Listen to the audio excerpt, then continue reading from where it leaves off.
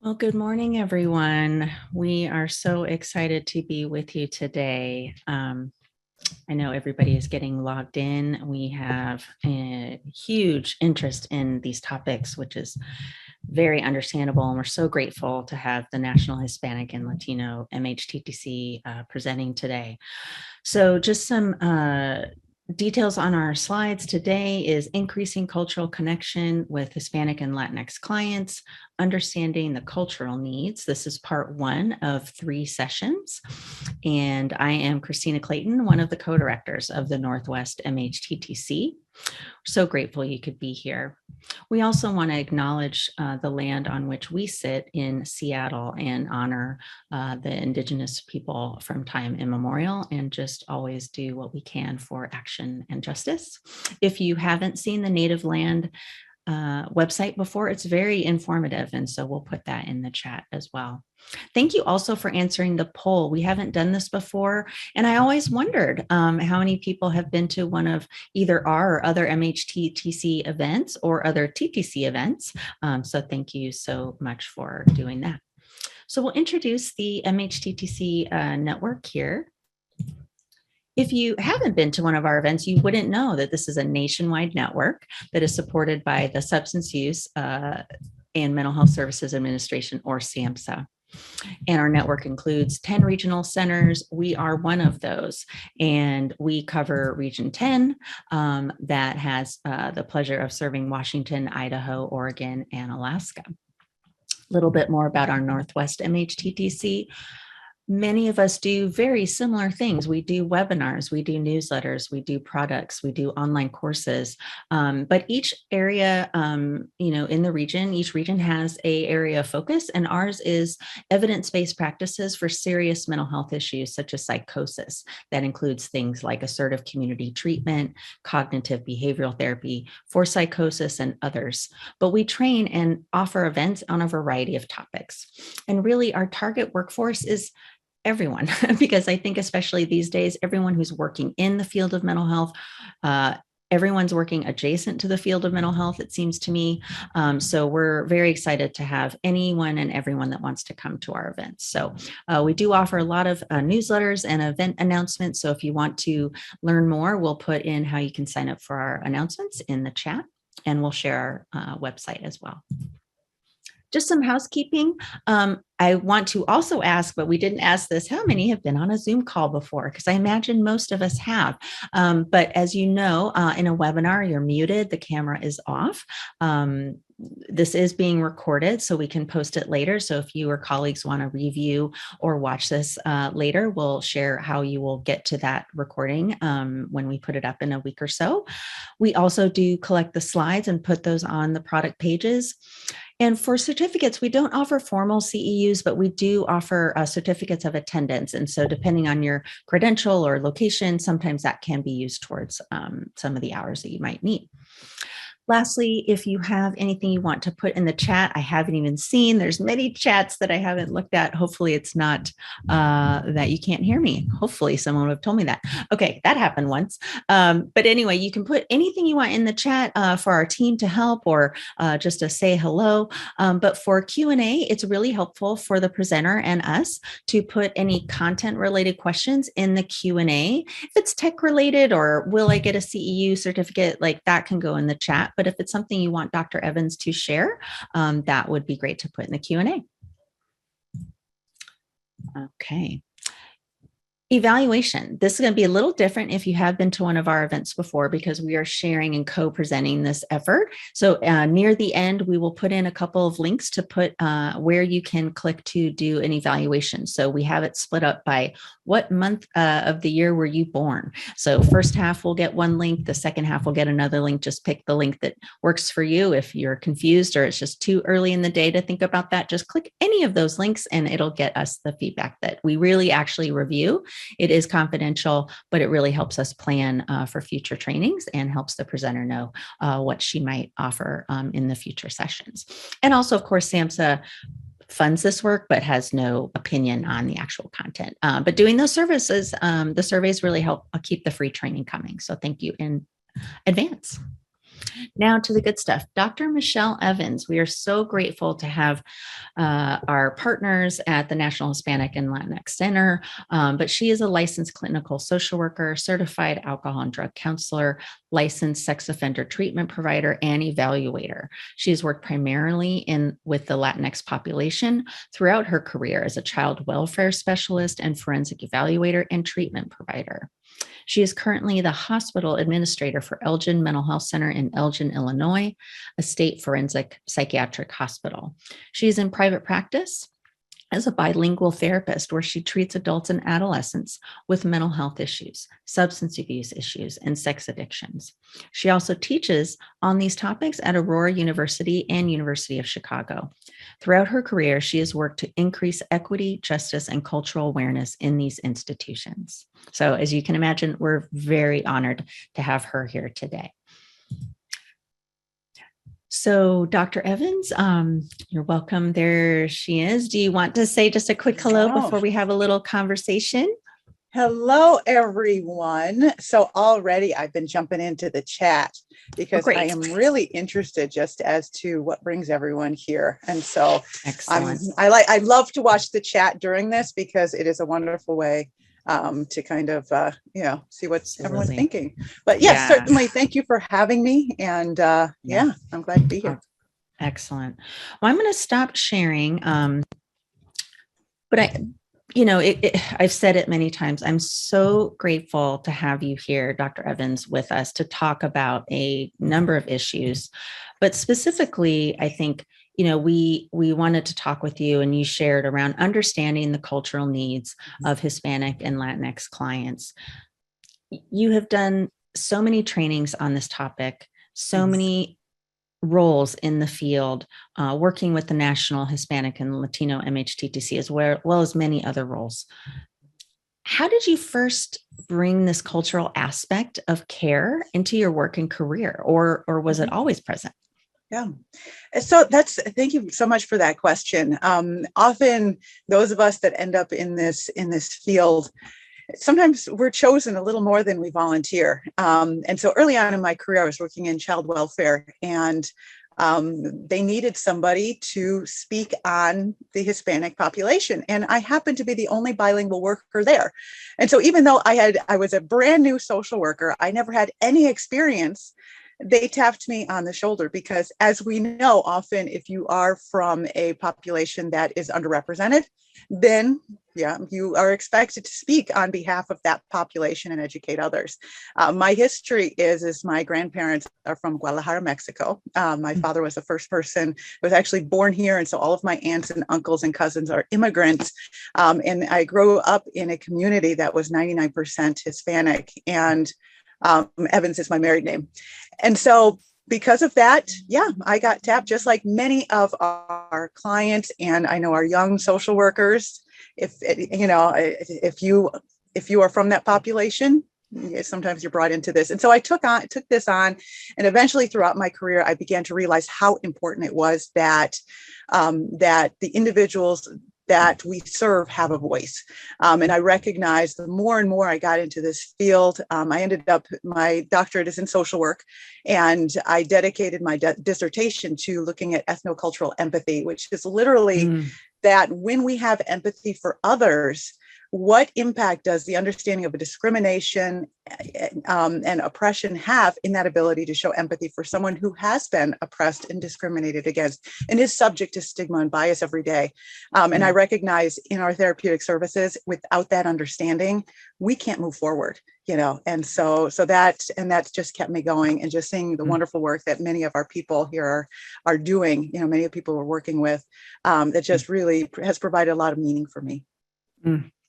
Well, and you touched on something that we talked about before our conversation today around the perhaps invisibility or mistaken cultural affiliation if you change your name, like you said. You have a married name, or maybe you don't necessarily, depending on assumptions made by people, people may not even realize or understand how culture may be an important factor for someone because they're just looking at first first impressions. And so that was really insightful when you shared that before.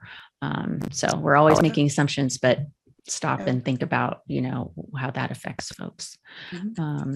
Yeah. Well, so how does, you spoke to this some, how does culture and attention to it affect our therapeutic relationships, our working relationships with people in helping, relationships? It is everything. It is the center of it. When you think about why people discontinue attending services, it's because they don't feel connection. Culture is the values, beliefs, and norms of an individual. And when you think as a therapist, if I'm walking into a relationship and I don't understand the values of my client or the beliefs, or they're just general norms, or I'm looking at that and trying to change it because, well, it seems weird to me. That's not what I've done, or that's not my experience. So, and I'm trying to guide my client into maybe changing a little bit, well, this will be helpful because this works for me. I don't know how many therapists I've seen. Well, I've done this and maybe this will work for you. And they miss the whole point.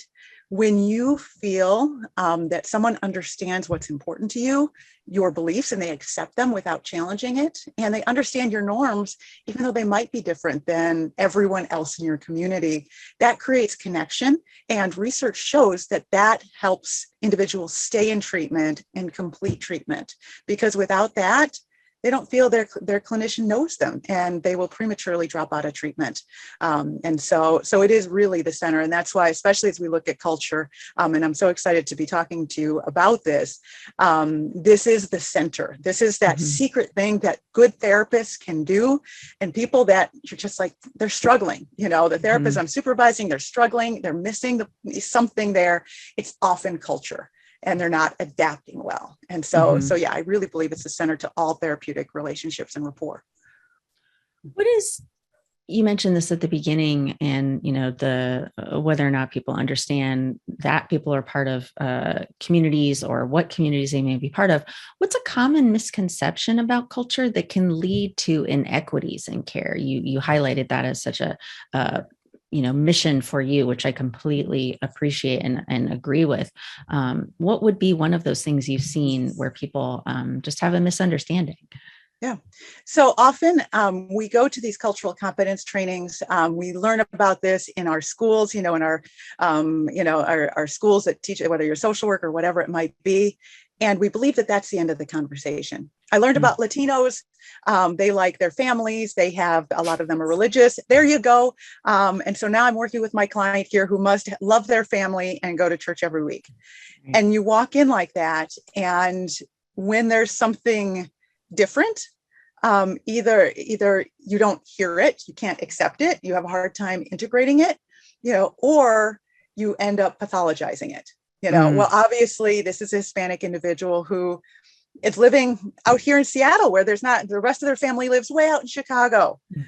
Obviously there's something pathological about that. But I see the exact same client who is, a Caucasian individual, and oh no, this person values independence, how healthy this person is. And so often that's where we can miss it, is thinking that even understanding the general kind of stereotypes, that we can apply those therapeutically, when in essence, it is really the individual. We can learn a lot about the culture, but at the end of the day, we have to focus on the individual. And we have to realize that the majority of the impact of culture is actually about ourselves. And I'm going to talk about that a little bit today. Yeah.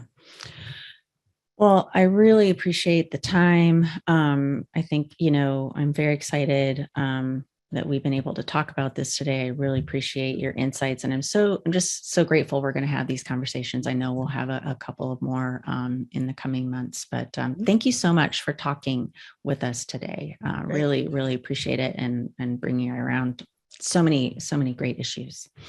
Great. So I'll let you take it from here for screens, and thanks for chatting, and I'll let you take it away with the good stuff. Thank you, Dr. Evans. Thank you.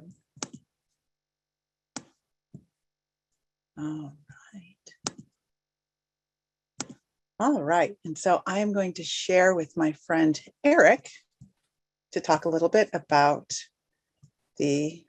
our group. There you go.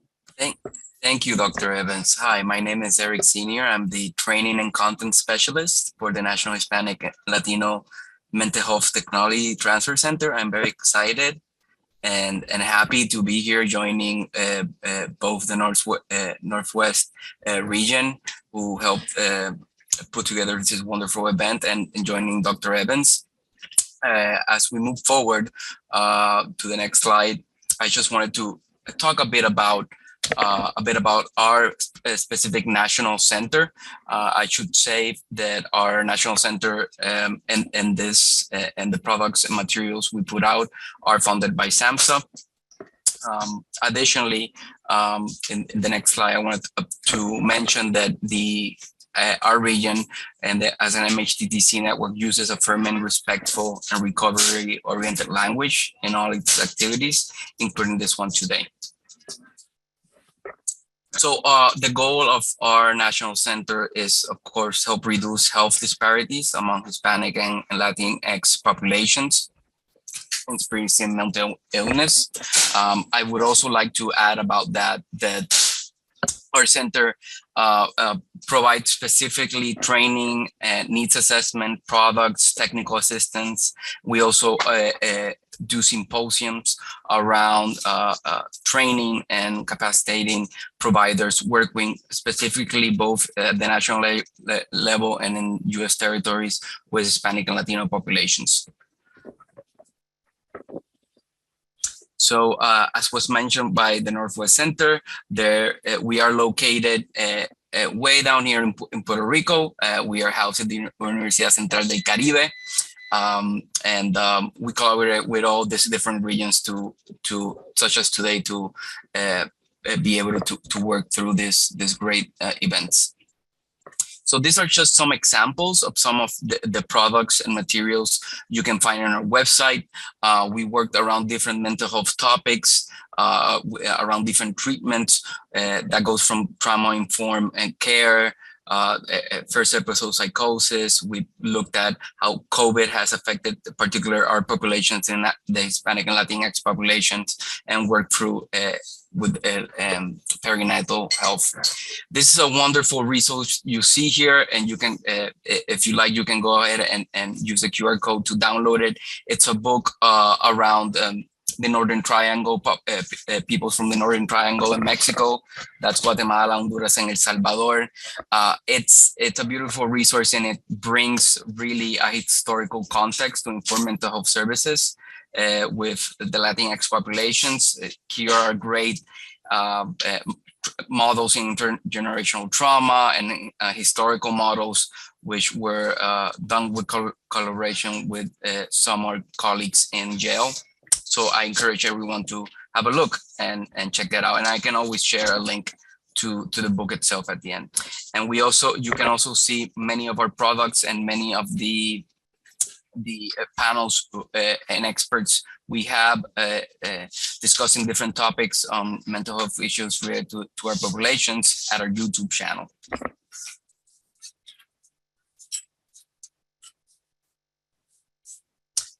We also do events, and now that the pandemic has started to wind down, we are doing in-person events.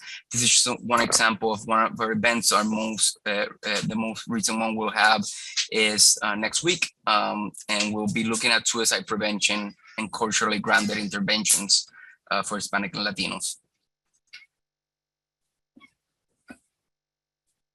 And as a last suggestion, as we were speaking today with Dr. Evans, it's really important for us who work with providers who attend Hispanic and Latinx populations to give us an idea or feedback of, especially around Mental Health Awareness Month, about why it's important to address this type of topics. So if you get a chance, please go ahead and into our QR code, or I can share later our link, and give us your opinion on why creating awareness about mental health among Hispanic and Latino populations is important. And you should put one comment or two around that issue. So without further ado, I'll leave it to Dr. Evans to begin the training. Thank you so much. Wonderful. Thank you. All right. So now the fun begins, everybody. So you have wandered into the first session of a 3-session training. As we go through this today, I'm really going to just be orienting us to the population and talking about risk and protective factors that we see with this population. Next time, in 2 weeks, same time, same place on the 25th, we'll be doing session 2. And so I know often many of us are in positions or will be. I saw some of you are new MSW graduates, and let me tell you, you will be supervising new interns definitely within 2 years. So this is important, even if you're newer to the field. And we're going to be talking about the cultural dynamic between the client, clinician, and supervisor, and looking at your organizations and how that really impacts treatment provision of the Hispanic and Latinx population. And then session 3, don't miss it. It's 2 weeks after that on June 8th. We're going to incorporate strategies to effectively engage and intervene with Hispanic and Latinx clients. And that one actually gives you the nuts and bolts of what you should be doing every single interaction with this population. And so I think you're really going to love it. So here we go. All right, throughout this, I'm kind of keeping an eye on the chat, and I know there's questions that come up. And one thing that I really love about the webinar format is if you have the opportunity to, shall we say, talk in class, because you can share through the chat. And so please feel free to share your own experiences with others that are currently in the training. I attended a conference not too long ago where people had this opportunity and were literally talking as the presenter was presenting, but they're sharing their experiences, and it so enriches the experience of other participants who can see how this is playing out, especially in your region. And so there are many things that are very specific to Region 10, which is where you all are. If you didn't know, you're in Region 10. If you're in the Alaska, Washington, Idaho, and Oregon, I think I got the 4 states right. And so there's a lot of things going on. And so I'd love it if you would share in the chat and just talk between yourselves. And I'm keeping an eye on that too. And so if there's things that I can pull out or refer to as well, we'll help that. We'll do that. And also I know there's the Q&A, which we'll be taking a look at both now. And then at the end, we do have some time for questions and answers. So anything I don't get, we'll be talking about then. All right, so as I mentioned, today we're talking about the Hispanic and Latinx population. And so this is the goal. Here's what we're doing today. So if this isn't what you signed up for, I think your webinar's next door. No, that's not how it goes. So we're going to be talking about this just in terms of some of the stereotypes and also some of the things that are important to this population. One thing that I mentioned a little bit ago in our introduction is as we're learning about the trends, the beliefs, the values, and norms of the population, we always start with understanding that the population is not the individual. And so many of you are working with individuals and you are working to adapt your organizations to be more friendly to this population and to accommodate and help create a welcoming and inclusive environment for this population. And so many of the things I'll be telling you today are about the protective and risk factors. But again, these are for a population. And so as we're working with our individual clients, those things may or may not be the case because of individual culture, community culture, and other things, even things that have happened, generational culture can impact how these tendencies are portrayed. And so I always like to make sure of that. Not one of us is a population. We're all individuals here. So my first question to you, and I'm actually going to pop it out in the chat because I would love to hear, what does culturally competent mean to you? So I threw that in the chat for you. I'm going to talk a little bit about culture here though. So cultural norms, the easiest definition I've ever gotten is that culture are the values, attitudes, beliefs, and behaviors within the context of an organizational culture. And so when we look at that, and in session 3, I'm going to tell you how to actually break that down and see that within your interactions, wherever you are. When we're looking at those attitudes, beliefs, and behaviors, and those values, those are things that we can identify and we can go, this person, or this family values whatever it might be, I always pause with culture because the number one thing that prevents us from understanding someone else's culture is our own. And so as we think about it for a moment, think about what are your values. That's your culture, your beliefs about things, your beliefs about how much, let's say, how much control the government should have. That's part of your culture.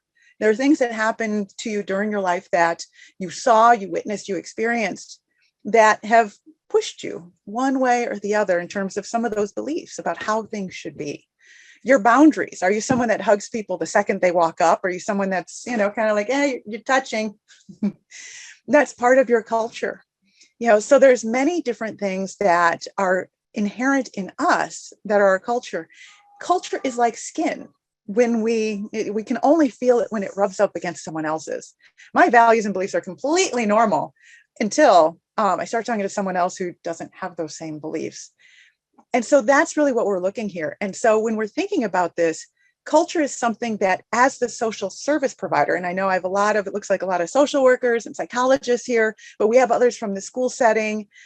And when I think about my clients coming in to see me, what is actually going to be the barrier is my culture. My client in a therapeutic interaction, I'm not expecting my client to change their culture so that they can adapt to my style. If you've heard of different clinicians, I'm sorry, I only use CBT. If that doesn't work with my client, we don't do that. In school, we're taught that we accommodate for the client. Same thing when we're talking about even language. The interpreter is not for your client. The interpreter is for you. The interpreter is so that you can understand your client and communicate with your client so they understand what you're recommending, what you're, what interventions you're doing there. That's what the interpreter is for. It is not for your client. And so that's what we're looking. We learn culture because we have an understanding that our own culture, both our professional culture, your education, your personal culture, what you've learned your entire life, those are barriers for your clients to be able to connect with you. And so therefore, as we look at this, we're actually reviewing when we talk about, the Hispanic and Latinx population, we're going, okay, here are some norms that we often see in these populations. And as a clinician, I'm sitting here going, this is something that's different from me. And so I have to note this so that if I see it in a client, I go, that's not one of my norms. But this is something I'm going to have to adjust in my perceptions and my understanding in working with this particular client. And so that's really what we're doing with culture here. And so, there we go. Understanding culture is one more methodology to use to allow us to reflect critically and respond creatively to the change forces which impact the lives of our patients. I work with a primarily mandated population. Most people are sent to me and required to be there, whether they like it or not. In working with a mandated population, the number one thing I've found that helps ensure that they will keep the changes that they've engaged in once they've left me is making sure that I am accommodating and recognizing their values. Values mean something that's important to them. If I can hinge my interventions on this is what's important, they will continue it. For instance, I was talking to an individual, this is a very simple example, talking to an individual the other day who was talking about something they really enjoyed doing was speeding. And I initially thought 5 over, okay, but no, he's going like 130 in a 55 mile per hour street. I'm concerned. But he likes to live on the edge. And, so it's like, oh yeah, no, I've just always had these tendencies. I really enjoy doing it. I know I shouldn't, but. And so, I started to look at the values because I could lecture him all day long. Well, that's dangerous. People get in an accident. I could lecture him all day long. I could talk to him about, all sorts of health practices. Instead, I went in, I go, okay, what are his values? And I know this man just had a baby. And that baby, he says often he will do anything for that baby. He wants to make sure that he's in his baby's life. And so instantly, my only question was, all right, how does this impact your ability? How does speeding 130 in a 55 impact your ability to care for your daughter? Especially in a long-term basis. Instantly, that value, because he could see I recognized what was important to him.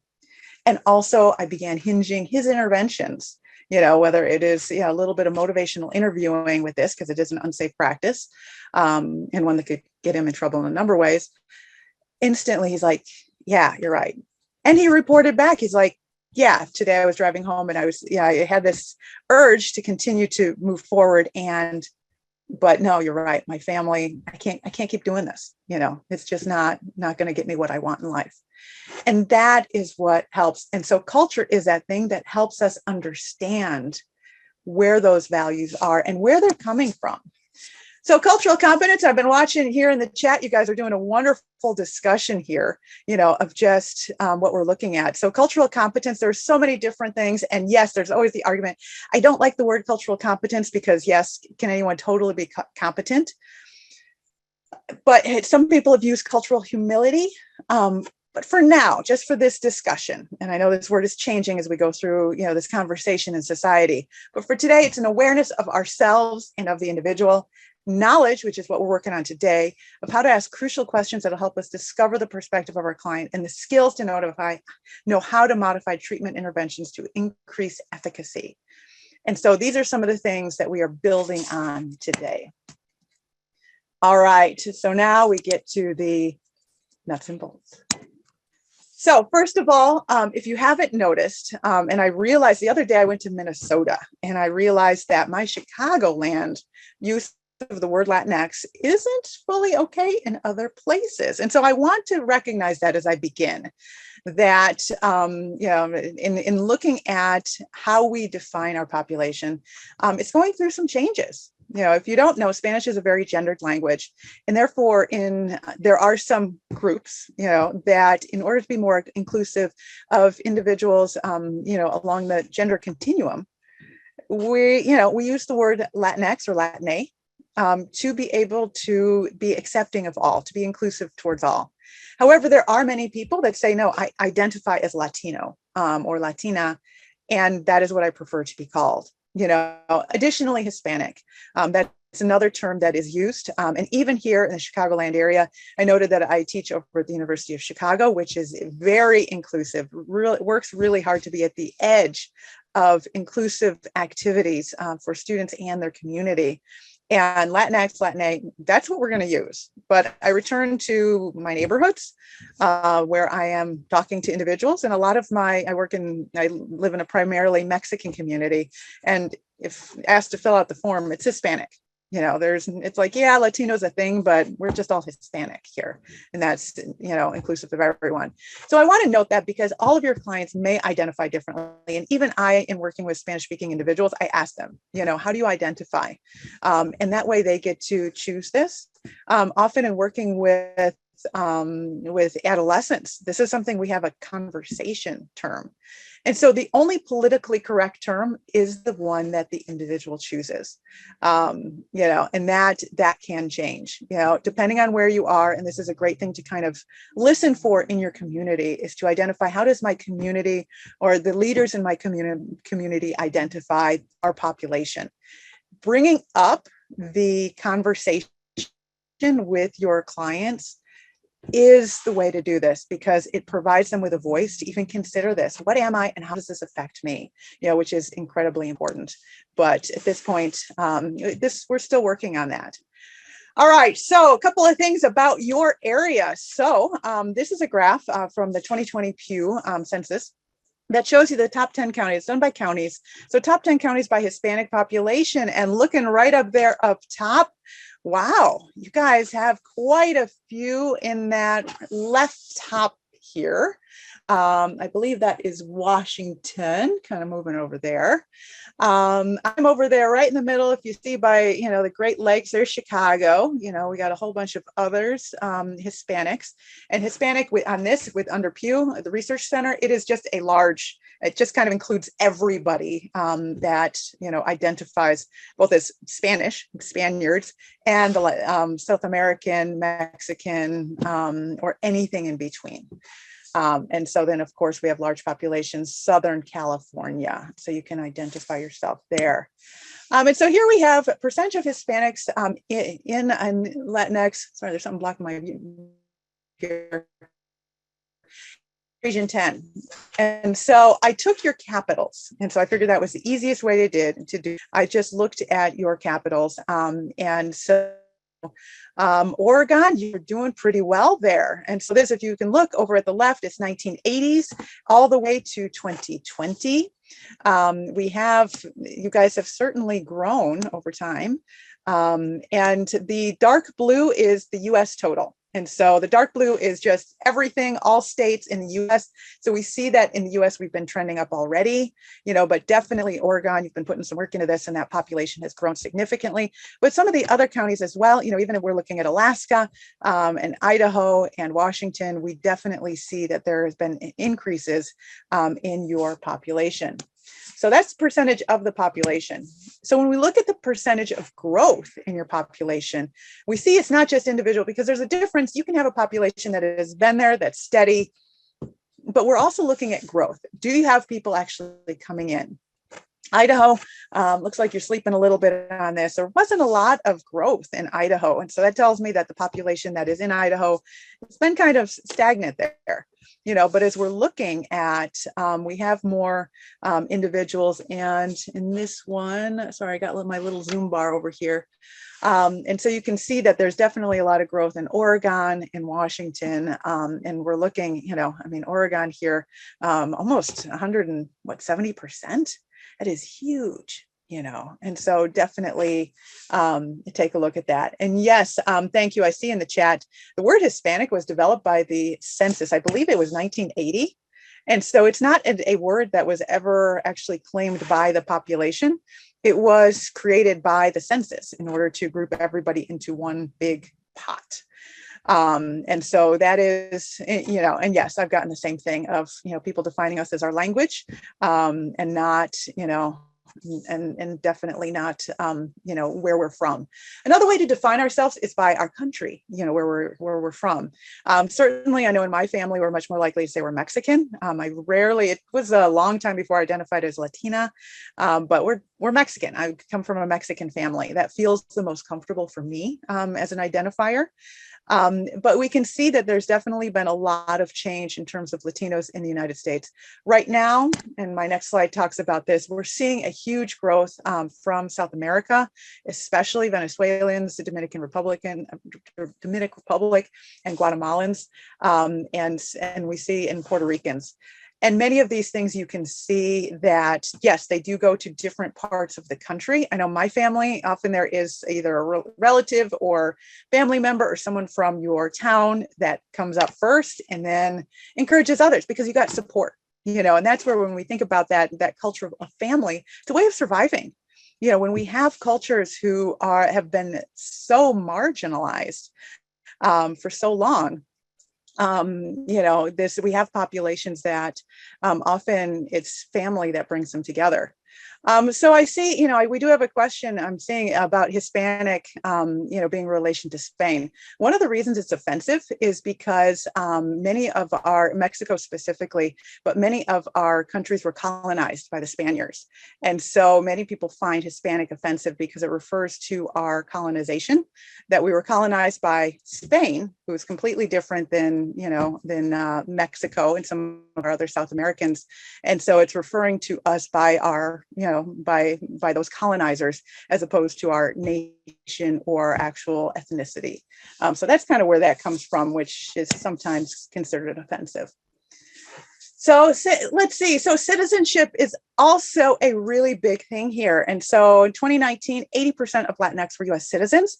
So often there's the stigma that if you are of Latinx descent, and by the way, I use the term Latinx, but I know many don't. And so just to refer back to that, but I use that mostly in this presentation. 46% have lived in the US for over 20 years. And so we are a population that has been around a while in this country. And so often when people think of this population, they think of only immigrants, they think of people who are undocumented, and where that is that population, it's important population, assuming that is not helpful. My father had an experience of being in the hospital, and he was born here, but is a dark-skinned Mexican man, and an older individual. And frequently we had individuals walking in and questioning his ability to speak English, his ability to, documentation status, and all of those things. And it was those assumptions from healthcare providers that were most offensive. Just because it wasn't starting with the individual and, treating us as they might anyone else. It was walking in with assumptions, and, which when we look at the data, the assumptions typically aren't accurate to begin with. One big point as we look the Latinx population 5 and older, 72% speak English proficiently. And we see that in terms of language acquisition, many of our individuals are this population in the immigration process are gaining the English language much faster than many other immigrant populations. And we're seeing, literally the first and definitely the second generation are fluently bilingual, if not English speaking, by the time they actually enter school. And so there are a lot of strengths as well as challenges to the treatment experience, which is what we're going to talk about here. Culturally competent care makes an effort to overcome any challenges by potentially using the client's strengths. And that's the goal. That's why we do this. So in providing services, we need multiple strategies founding on an appropriate cultural assessment. And so assessment is so important. So similarities between different nationalities include, obviously, use of the Spanish language, importance of the family and religion in daily life, gendered roles, which is sometimes more dominant than in other cultures, protocol and social relationships, which can frequently be more elaborate than in casual mainstream US, and then the personal nature of relationships, even business ones. And I'm going to talk about this a little bit more. So first off is the cultural identity of the individual. And so literally, literature shows a set of identity characteristics shared by most Latinos, including language, the cultural ideal of personalismo, which is personal contact, and this is some of these phrases we don't have in English. And so I try to give you the concept, the idea of it the best I can. So that personalismo, of that expectation of, even if you're a professional, that it's a personal contact, that it is completely appropriate for clients to ask, well, how are you? How was your weekend? That is a normal thing, because even though you're a professional and there's respect, there's still that idea that you are the person here to help me.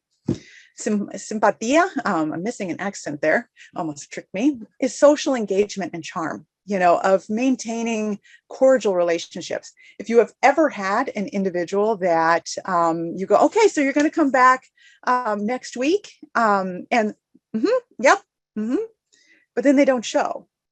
Often that was, you've been a victim of simpatia, of, don't challenge people, especially don't challenge la doctora, and so we have I'm going to keep it pleasant and nice and not to overtly disagree. Now, when we talk about engagement, I will tell you some ways of how to identify when someone disagrees with you, but they're being polite and agreeing with the doctor. I'll teach you how to kind of identify that, but there is a lot there of just, we have this social engagement, every single one of my Latinx clients always dresses up for therapy. They always take a shower beforehand, wear nice clothes. We see these things because that's an expectation to present themselves, well, and to have a pleasant social engagement here. Familismo, so familism, that collectivist kind of way of being with family. Family is most important. And then, of course, when we talk about gender, machismo, which is manliness, and marianismo, which is womanliness. Now, often when we talk about gender, this is where I lose people a little bit. When we're talking about machismo, society and culture has played it poorly in thinking it's the machismo, overbearing man, when in reality, it is that expectation of your family pride or pride of yourself, often showing leadership characteristics and being someone that protects your family. Versus Marianismo isn't always the subservient, stay in the back and don't show yourself, but it is that being nurturing and caring for your family. And so, often these can be incredible protective factors. Because I work with individuals who have sexually offended and substance abuse addictions, I work primarily with a male population, and I'm also in forensics. So there's a lot of work with primarily men. And one of the things how I use this with my adolescents is teaching them how to be good men who are respectful to others, who, even though they have the ability to fight, which many of my kids want to make sure we know that, but they have the self-control to be able to work through situations and take control of their own lives. And so I use this so much with, especially my Latinx kids who really have seen some of society's worst in terms of being macho. And we turn it to be somebody that is proud to be a man, which is much more helpful, than what we see. And so I just want to put that, and in the future, I'll talk much more about that, but that's just a couple of notes when we're looking at identity and how someone identifies. Our gender, how we identify, masculinity and femininity is very important. So a little bit of research on treatment factors. Hispanics and Latinos may describe symptoms of depression as feeling tired, having changes in sleeping or eating patterns, feeling nervous. And so we see a lot just about, looking at, how we are as how we're feeling, our body. Often our belief of how we developed illness, why, if I have this depression, I've been feeling down, where did it come from? That is a huge factor that contributes to, am I going to follow up with treatment? If I believe that I have a poor environment, if I believe more of a holistic, I'm out of balance, I need I need vitamins, I need, exercise, and you're recommending an antidepressant, I'm going to be like, that doesn't make any sense to me. I'm depressed because I need balance and vitamins and exercise in my life. Why would I take medication? But if you're under the biomedical model, you might go, no, there are neurotransmitters, this pill's going to help you. But we see with this population, often there are other beliefs as to how we developed personal problems. And so as the clinician, it's our need to understand where we're starting from, what we believe, so that we can adjust for the client. Latinos are less likely to endorse a biological etiology of depression, that whole neurotransmitter thing, and view medications addictive and harmful, and then many Latinos prefer counseling over medications. So when we're looking at the stressors of this population, so similarly to all populations, and I know there's also a larger Native population in Region 10, and these apply the same way. When we have underrepresented populations, we are looking at populations who struggle with poverty, inadequate housing, high proportion of single parent families, all of these things that you can read. And what I want to draw your mind to at the moment, because I know many of you are on the front lines of working with these populations, and I want to pause and recognize that this, here we are, we're talking about it as if it's just some items on a slide. And I want to express just how important these are, that so many of our individuals, Latinos, individuals, other individuals and populations that are underrepresented are struggling with this every single day. And it is so important that we take this aside from an academic activity of a training and really think about how this is impacting some of our populations, and I think that is so important, that this slide, it's just a slide, but it represents the experience of millions of individuals who just don't have enough and that are trying, they walk into our agencies to heal, and it is, personally, I can only speak for myself. I have such a privilege even being able to talk to you, about many of these things. So, all right. And so talking a little bit about acculturation, depending on the acculturation level of the family, they may also face barriers of English proficiency level, legal status issues, family separation due to immigration, issues of loss and trauma due to the immigration process, and loss of status in the community, and loss of self-esteem due to undocumented immigrant status. The National Hispanic and Latino MHTTC has a wonderful training on immigration and how that impacts our families. I highly recommend it. It's in some of our other resources. And we've been focusing just on immigration and how it's impacting these families, because we can't say enough when we talked a little bit about passing, and I'm going to talk about acculturation and assimilation and the difference in a second. But we talk about passing, and so many of our clients are walking in on a regular 10 a.m. on a Tuesday, and we can't see the fight that they have gone through just to be here in our state working with us. And then when we start to look and we start to understand, just what they have gone through, in terms of the immigration, it is very difficult, I think one of the things here, it's the seeing many of the clients that I've worked with have not had fathers because they have been working Perhaps they've been returned back to their culture, back to their country. There we go. That's what I was looking for. And other individuals, there's been separation. The child themselves was down with living with grandma or other relatives until they reached a certain age and then moved up here. So we have a lot of that caregiver, just separation. And those are some of the things that we're looking at, that when an individual walks in, we can't always see. So, and of course, these psychosocial stressors impact so many different individuals, immigrants that are coming from so many different places, it is certainly an issue. So culture can provide beliefs, values, behaviors, and teachings that can be protective. So this was in the chat just a little bit ago, the difference between acculturation, assimilation, and biculturalism. And so acculturation is the process in which members of one cultural group adopts the beliefs and behaviors of another group.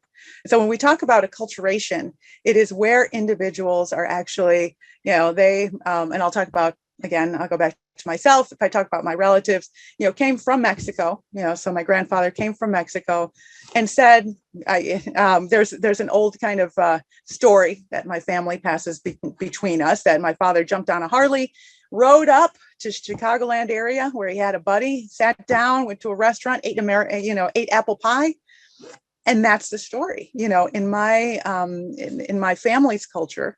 It was encouraged, learn English, with the younger children as they were born here. It was the focus on learning English. We're in America, we learn English. This is our country. That's acculturation. Assimilation is a little bit different. That's the incorporation of one cultural group into another, as evidenced by changes in language preferences and in changes in cultural values and attitudes. And so we're looking at, it's that beginning. So for instance, I used to do home visits, and often, very strangely, a very common meal that I would see would be spaghetti.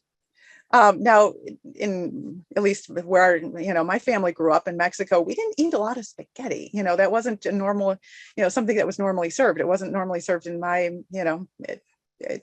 family. However, once we came up here, it's cheap. It is cheap. It is readily available, and so, and so that's kind of what we did, and that's assimilation, where we still ate all of our typical, things. But we also focused on being able to, bring in new things to our culture. And then additionally, we're looking at biculturality, emphasizes the strengths of both culture and does not require that the individual eliminates any elements of his identity. And so here biculturality says that we can be both. And often when I'm working with families, especially my teenagers, we have that biculturality where when they are at school, when they are outside of their home, they are full American adolescents. This is their culture. They're doing, if you talk to them, there is no accent, there is no, and they have many of the same values and beliefs of their peers, of their non-Hispanic peers. But when I talk to them with their families, we have a family therapy session, there's that other culture, where they speak Spanish fluently, where there's a whole nother world. And often I'm just amazed by these individuals where, they are successfully managing both. But it can be very stressful. And in some of our next trainings, we're going to talk about just how to work with individuals, and especially looking at that acculturation gap, as we think about that. And so, and I appreciate, by the way, I'm watching and I appreciate your comments. I understand that often talking about these topics can be extremely polarizing and difficult to have conversations about. And so I appreciate your work, many of your comments in the chat, and just talking about these things, because ultimately, whenever we're talking about race and some difficult things that our clients experience, often we do see that it does bring up a lot of heated emotions, and so I appreciate just, kind of the comments in the chat, and I appreciate everyone remaining respectful, because that's so important. And so when we're looking at familism and acculturation, when familism is considered alongside acculturation, those families with lower levels of acculturation have greater cohesiveness than the more acculturated Latinx families. The more acculturated families show higher levels of cohesion than mainstream US sorry, I forgot my capital, and bicultural families. Yeah. And so, and we can think about, well, why is that? And often it is, when we see that often. Well, I'll give you an example. I work with a group of individuals of Mexican, Spanish-speaking men. The whole treatment, everything in treatment is offered in Spanish. And often these individuals have been, we've had group discussions about their struggle just in parenting their children here. They are, immigrants themselves, and their parents were in Mexico for these gentlemen. And the discussions we have is I have my kids who have a whole different culture than I do when they walk outside, but I have to be a parent here in the US, which there are different expectations. There's different things available, especially when we look at the impact of the internet. And I know many of you most likely have children who, when we look and it's like, this wasn't how it was when I grew up, and we see that it's different. And we see with these acculturated families, that often there's just kind of that gap, which our parents are struggling to manage, and it's certainly as workers, if you're working with families or in schools, it's helping these families, bringing in their values, beliefs, and norms, which have been successful, and helping them, problem solve of how to work with their children who are in a whole different culture, and that's super, super difficult. The more acculturated families show higher levels of cohesion than, as I said that, and then US and bicultural families. So this can cause acculturative stress. Latino youth acculturate at a faster rate than their, parents and grandparents. This may result in acculturation gaps, kind of like I mentioned before. These differences in behaviors, practices, and values may increase the levels of conflict between parents and adolescents, resulting in such difficulties as suicide attempts and psychological maladjustment. And that seems extremely extreme, so going there, right? But it can also cause depression and anxiety and just feeling of being different and not fitting in. We know, especially with our adolescents, it's so important that they feel like they belong for good, healthy development. And when they have two different worlds, there's that acculturation gap of having different behaviors and practices and values, that are having to be displayed outside of the home than inside of the home. And so some of our jobs, often as social service providers, we're helping them, bridge that gap.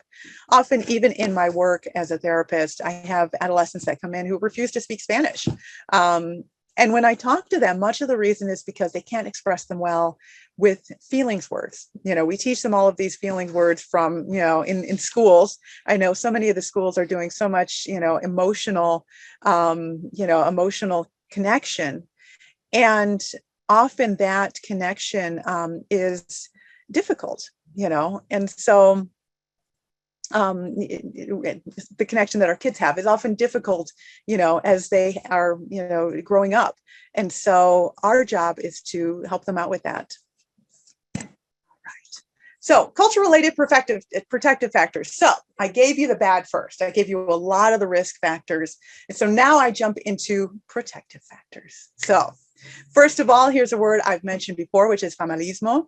Family cohesion acts as a protective factor for behavioral difficulties among Latino adolescents. It enhances the level of connection, increases a sense of safety and perceived understanding. And with Latino families, those with lower levels of acculturation show more increased cohesion, which I've mentioned. So any family connection is great. Many Latinos have strong support systems in their family who are willing to attend relevant appointments. I know sometimes they might have very strong connections, and maybe due to transportation or other difficulties, they might not be able to be here. But I know that when I say, who do you talk to for support? Who helps you with these problems? There are certainly individuals that they have, in the background. Some Latinos may be open to a holistic treatment experience involving spirituality and physical health treatment, which I work in often. If we can get community leaders in, whether it's a pastor of a local Spanish-speaking church or whatever it might be, bonus, that's always great to have that interconnection. If a positive rapport is developed, Latinos may be more likely to trust a professional and follow recommendations. And so often I have individuals who are calling me, once we've developed that rapport, they're calling me not just about what has happened, why we're together, but also because they have a new problem and they know I'm a social worker, and so often after we develop that connection, that works really well.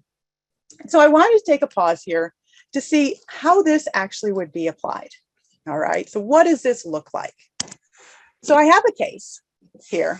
Now, this is a child welfare case. And so I'll read it to you. I'll give you actually, I'm not going to read it to you, but I'll give you an overview.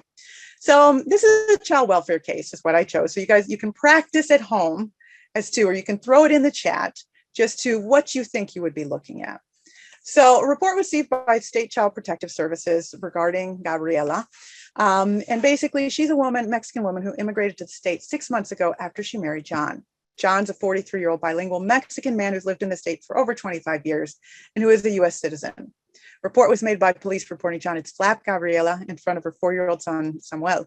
Samuel is Gabriela's son from a previous relationship, and she's also 4 months pregnant. So they met when John was visiting family in Mexico, and he was specifically looking for a wife. You know, he also has 2 teenage children from a previous relationship.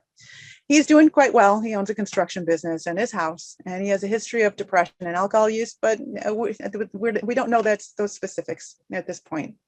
Gabriela's here on a visa and cannot work at this point. She does not have a visa to work. Her family lives in Mexico. However, she has developed a strong relationship with her neighbors, helps them out, and has actually even a good relationship with John, ex-wife. And so as we're looking and we're thinking about these factors, you know, so yeah, I'm imagining you're all in child welfare for a minute, or you're the therapist that's going to be referred, and we're thinking about this, and we're thinking about, okay, starting out, what are the primary culture-related risk factors facing this family? And so looking at time, I'll give you a little, you know, some clues here. You know, as we see, we're looking at that idea that, you know, some of our risk factors are immigration status. You know, John is very stable here. And so, you know, there definitely could be, you know, immigration issues if he decides that, sorry, I'm done with you. What happens to her visa? Additionally, thank you, there's legal issues. You know, we have police involved, child welfare involved, definitely domestic violence. So we look at language, John speaks English, Gabriela doesn't.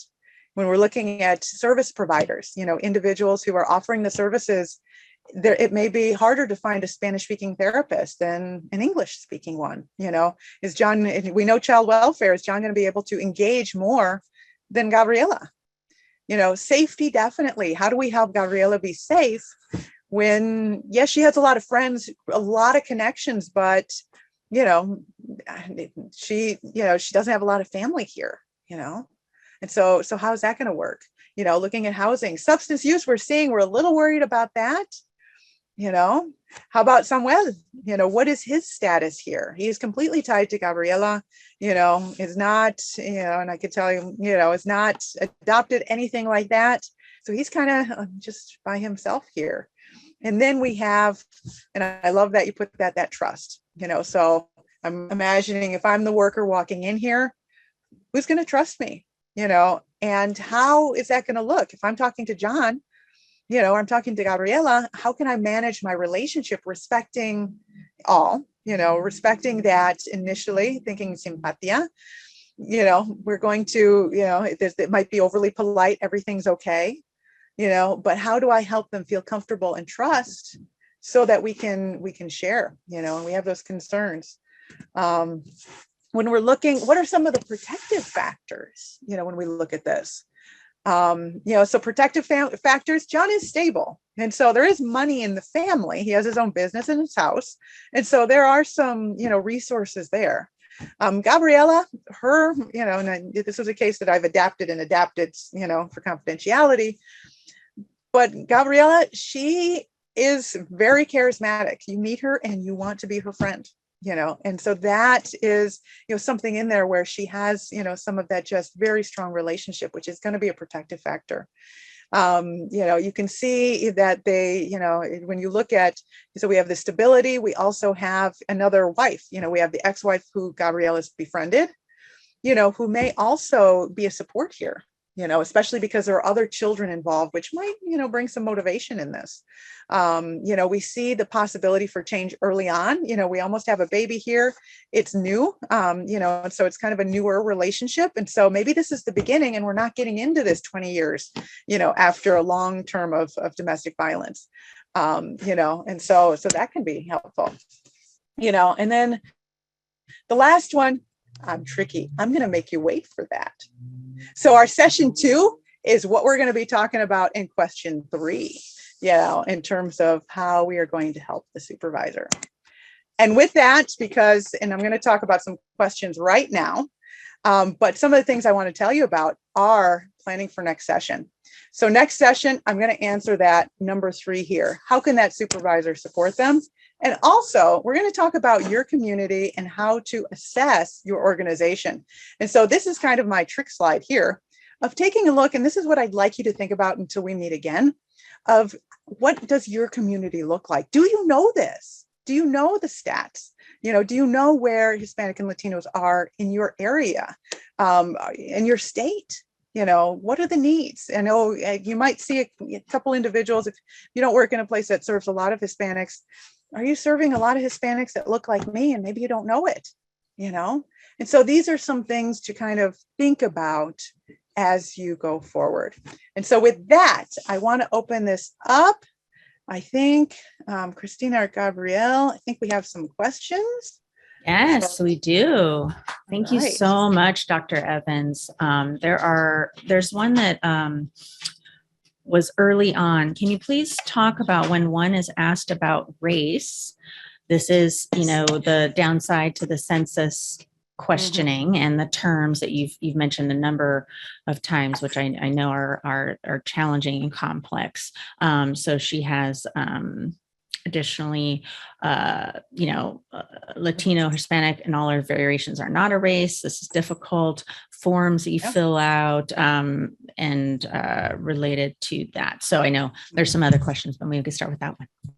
Yes, I agree. And this is our opportunity to advocate within our organizations. As we talk next week into looking at your organization, I do not have power over the US Census, but I do have power over my organization.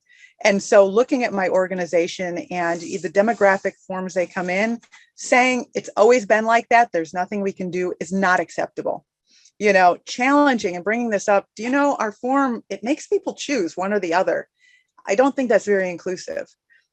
Making sure your organizations know how it feels to identify as someone that might be a mixed race or might not be represented on your forms is incredibly isolating and alienating. And so I think that's part of our work as social service providers, is to challenge that. I was working with a kid the other day who we had one of those forms, that I was helping him with. Well, it says, what's my race and my ethnicity? And so we had a conversation about his identity, and you don't have to pick a race or an ethnicity if you don't choose to. This is on all of our forms, it's self-identified. We don't, put people in there. And I take it as an opportunity to talk about what their identity is.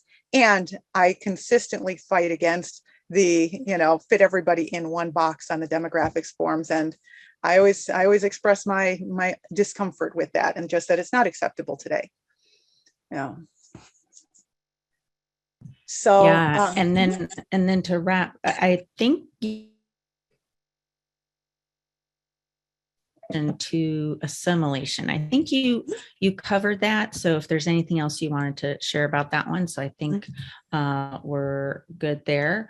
I think Carlos has brought up a lot of, really important points. I think that, maybe because there have been a lot in the chat, there have been things here in the questions. I think this is obviously life and death for many people. And I think that, here we are talking about, trying to expand and understand better how we can have better relationships. I know people really appreciated your comment around interpreters are for you.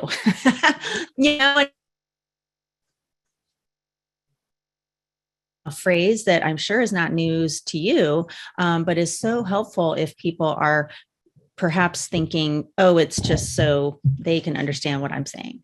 And so I think that's really clear.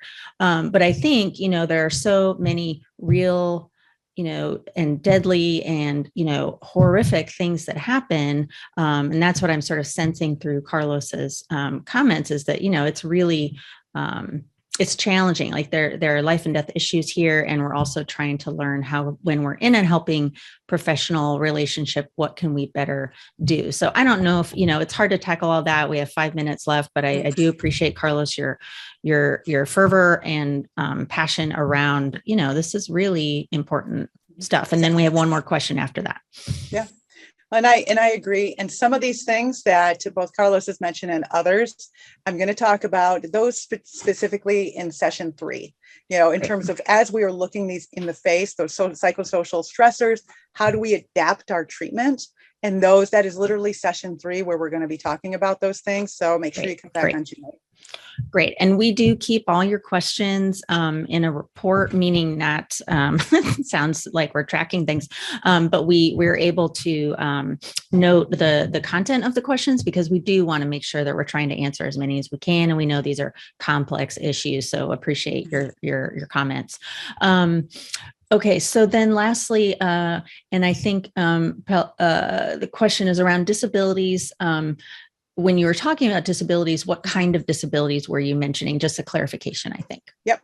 And I was, when I say just disabilities in general, I am including all of them. And so they might be intellectual individuals that, things that become barriers, and so it could be intellectual, cognitive, developmental, but it also could be mental health, if that is a disability, or physical disabilities. So, I was kind of putting all of those within there. So sure, no problem. Okay, well, Dr. Evans, I cannot thank you enough. This has been fantastic. And clearly I am most grateful that you're coming back 2 more times. Just a reminder, if you were born between January and June, please use this QR code, and we'll put those back in the chat around what links you click. Again, don't worry about clicking the wrong one.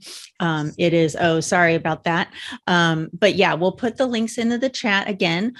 So just click one of them. We think we'll have a 50-50 chance of it getting in the right spot, but that's just so both of us can get those surveys that SAMHSA does require and likes to see that we did something. So that's kind of what that's for, but we do look at the content. So it's actually very helpful for us. Upcoming, just to share, don't miss, it's pretty much every 2 weeks that we'll have Dr. Evans back. And so glad that you're coming back again, so we can assess the cultural adaptation needs of the organization and clinician, and then incorporate. And so you had so many beautiful nuggets that you shared. I'm definitely going to wait till we have that recording, because lots of light bulb moments for me, I'm sure for others. And we'll definitely, yeah, sure, I can put the QR codes back. There you go.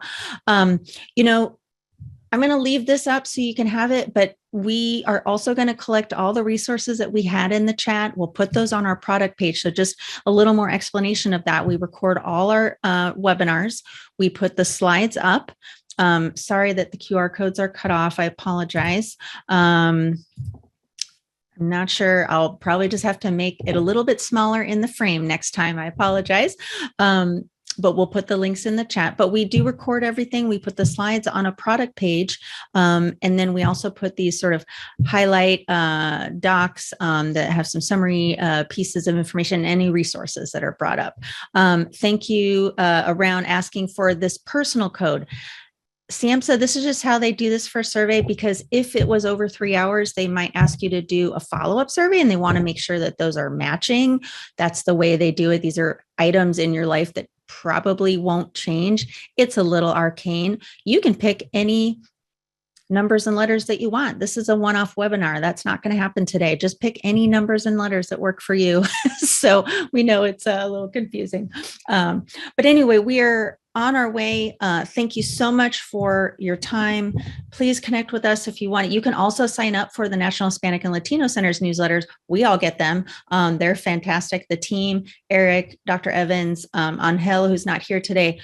This has been a long time coming, and we've been so grateful for your time. And thank you, everybody, for your energy and your input and dialogue in the chat and the questions. This has been really, really fantastic. So we're excited for parts 2 and 3.